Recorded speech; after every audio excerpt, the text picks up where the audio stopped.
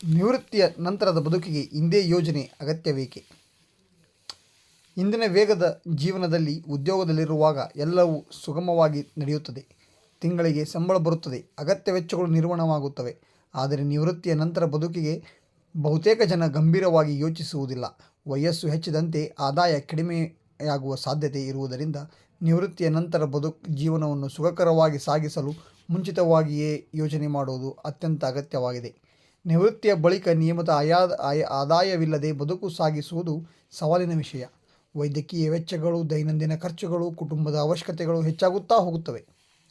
ಈ ಹಿನ್ನೆಲೆಯಿಂದ ಹಣಕಾಸಿನ ಭದ್ರತೆ ಒದಗಿಸುವ ಪಿಂಚಣಿ ವ್ಯವಸ್ಥೆಗಳು ಮಹತ್ವದ ಪಾತ್ರ ವಹಿಸುತ್ತವೆ.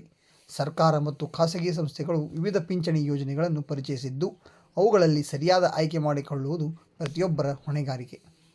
ಪಿಂಚಣಿ ಯೋಜನೆಗಳನ್ನು ಸಾಮಾನ್ಯವಾಗಿ ವಿವಿಧ ಹಂತಗಳಾಗಿ ವಿಂಗಡಿಸಲಾಗಿದೆ. ಮೊದಲ ಹಂತದಲ್ಲಿ ಸರ್ಕಾರದ ಮೂಲ ಭದ್ರತಾ ಪಿಂಚಣಿ ವ್ಯವಸ್ಥೆಗಳು ಸೇರಿವೆ. ಇವು ನಿವೃತ್ತರಾದ ನಂತರ ಕನಿಷ್ಠ ಆದಾಯ ಒದಗಿಸುವ ಉದ್ದೇಶ ಹೊಂದಿವೆ. ಎರಡನೇ ಹಂತದಲ್ಲಿ ಉದ್ಯೋಗ ಆಧಾರಿತ ಪಿಂಚಣಿ ನಿಧಿಗಳು ಮತ್ತು ಸಂಘಟಿತ ಉಳಿತಾಯ ಯೋಜನೆಗಳು ಬರುತ್ತವೆ. ಮೂರನೇ ಹಂತದಲ್ಲಿ ವೈಯಕ್ತಿಕ ಉಳಿತಾಯ ಹಾಗೂ ಹೂಡಿಕೆ ಯೋಜನೆಗಳು ಸೇರಿವೆ.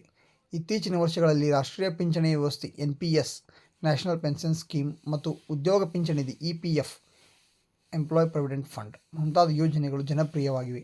ಇವುಗಳು ದೀರ್ಘಾವಧಿಯಲ್ಲಿ ನಿಧಾನವಾಗಿ ಮತ್ತು ದೊಡ್ಡ ಮೊತ್ತದ ನಿಧಿ ಸಂಗ್ರಹಿಸಲು ಸಹಾಯ ಮಾಡುತ್ತವೆ. ನಿವೃತ್ತಿಯ ಸಮಯದಲ್ಲಿ ಈ ನಿಧಿಯನ್ನು ಒಂದು ಭಾಗವಾಗಿ ಪಡೆದು ಉಳಿದ ಹಣವನ್ನು ನಿಯಮಿತ ಆದಾಯ ನೀಡುವ ಅನ್ಯೂಯಿಟಿ ಯೋಜನೆಗಳಲ್ಲಿ ಹೂಡಿಕೆ ಮಾಡಬಹುದು. ಹಣಕಾಸಿನ ಯೋಜನೆ ಮಾಡುವಾಗ ವಯಸ್ಸು, ಆದಾಯ ಮಟ್ಟ, ಕುಟುಂಬದ ಜವಾಬ್ದಾರಿಗಳು ಹಾಗೂ ಆರೋಗ್ಯ ಸ್ಥಿತಿ ಗಮನದಲ್ಲಿಟ್ಟುಕೊಳ್ಳಬೇಕು. ಆದಷ್ಟು ಬೇಗ ಉಳಿತಾಯ ಆರಂಭಿಸಿದರೆ ಕಡಿಮೆ ಮೊತ್ತದಲ್ಲೇ ದೊಡ್ಡ ಭವಿಷ್ಯದ ನಿಧಿಯನ್ನು ನಿರ್ವಹಿಸಬಹುದು. ವಿಳಂಬ ಮಾಡಿದರೆ ಹೆಚ್ಚಿನ ಒತ್ತಡ ಎದುರಾಗುವ ಸಾಧ್ಯತೆ ಇದೆ. ಒಟ್ಟಾರೆ ನಿವೃತ್ತಿ ಜೀವನವನ್ನು ಚಿಂತೆ ರಹಿತವಾಗಿ ನಡೆಸಲು ಇಂದೇ ಸರಿಯಾದ ಹಣಕಾಸು ಯೋಜನೆ ಮಾಡುವುದು ಅತ್ಯಗತ್ಯ. ಪಿಂಚಣಿ ಯೋಜನೆಗಳು ಕೇವಲ ಆಯ್ಕೆಗಲ್ಲ, ಜೀವನದ ಅವಿಭಾಜ್ಯ ಭಾಗವಾಗಿ ನೋಡಬೇಕು.